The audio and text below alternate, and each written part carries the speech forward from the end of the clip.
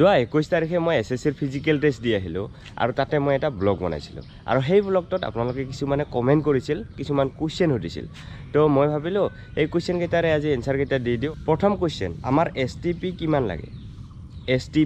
ST plan কিমান লাগে height ST প্লেনত লাগে 157 সেন্টিমিটাৰ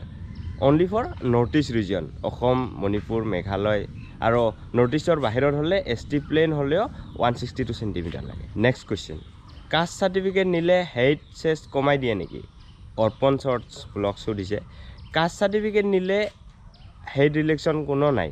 আপোনালোকে এনেক্সাৰ 8খনে নিব লাগিব সেইখন আপোনালোকে DC অফিচত বা সাৰ্কেল অফিচত বনাই ল'ব পাৰিব গজেন ৰাভাই সুধিছে কাষ্ট সাৰ্টিফিকেট থাকিলেও এনেক্সাৰ 8খন লাগে নেকি হয় কাষ্ট সাৰ্টিফিকেট থাকিলেও এনেক্সাৰ 8খন লাগে ক্ষমাধৰ ৰাভাই সুধিছে ৰুম ভাড়া কিমান ল'ব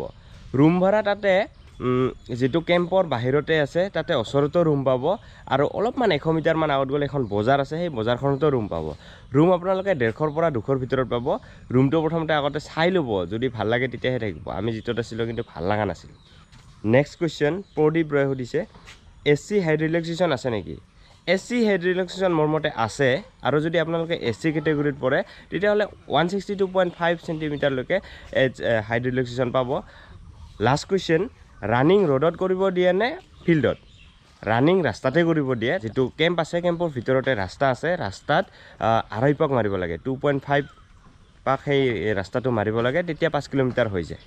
এইটোৱে আছিল SSC ৰিলেটেড এটা সৰু ভিডিঅ' SSCৰ ডকুমেণ্টছৰ বিষয়ে যদি জানিবলগীয়া থাকে মোৰ আগৰ ব্লগটো চালে হ'ল তাতে মই লাষ্টত কথাখিনি কৈ দিছোঁ আৰু